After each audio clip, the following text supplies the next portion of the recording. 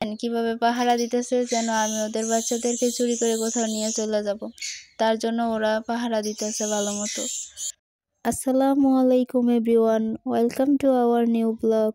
আজকে আমি চলে আসলাম আমার ছোট বার্ডস কলোনিটা কিভাবে সেট আপ করলাম আর কি কি পাখি আনলাম তা আপনাদের দেখানোর জন্য।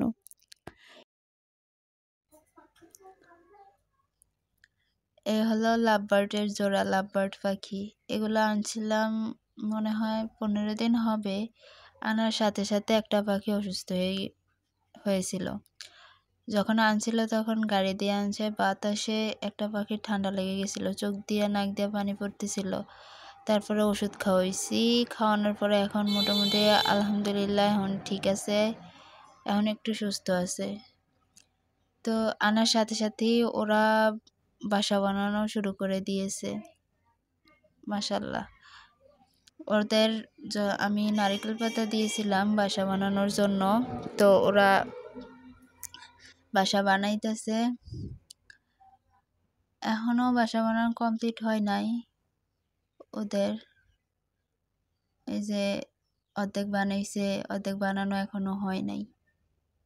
তো এখন বাসা বানাইতেছে, জানি না রেজাল্ট কবে পাই, আল্লাহ কবে দেয়।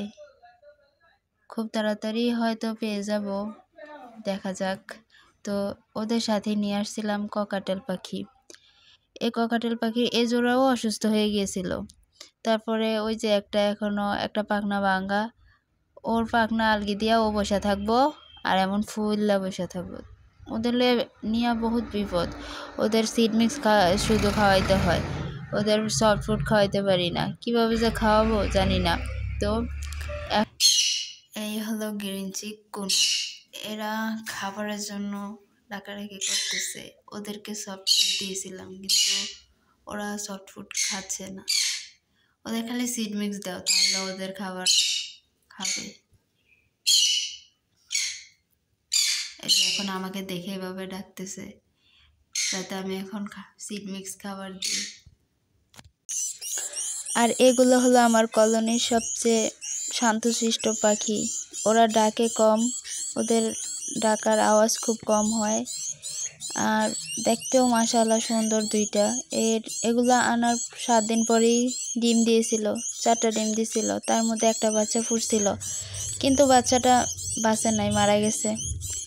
মনে হয় মেবি 2 দিন ছিল বাচ্চাটা, তারপরেই মারা গেছে। তারপরে আবার ডিম দিয়েছে, তার মধ্যে 3টা বাচ্চা ফুটছে। এখন 4টা ডিম দিয়েছিল, মাশাআল্লাহ 3টা বাচ্চা ফুটছে।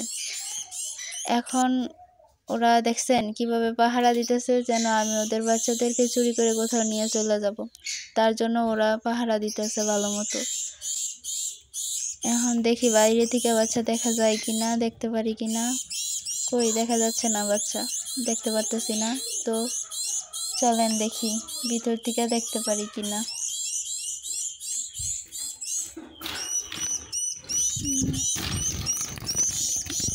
দেখতে পারতেছি না, ওরা কিভাবে বসে আছে দরজার সামনে, দেখা যায় না। এই তো দেখা যাচ্ছে, মেবি একটা মার মতো হবে আর 2টা বাবার মতো হবে। এই যে 2টা কালার একরকম, একটার কালার ভিন্ন।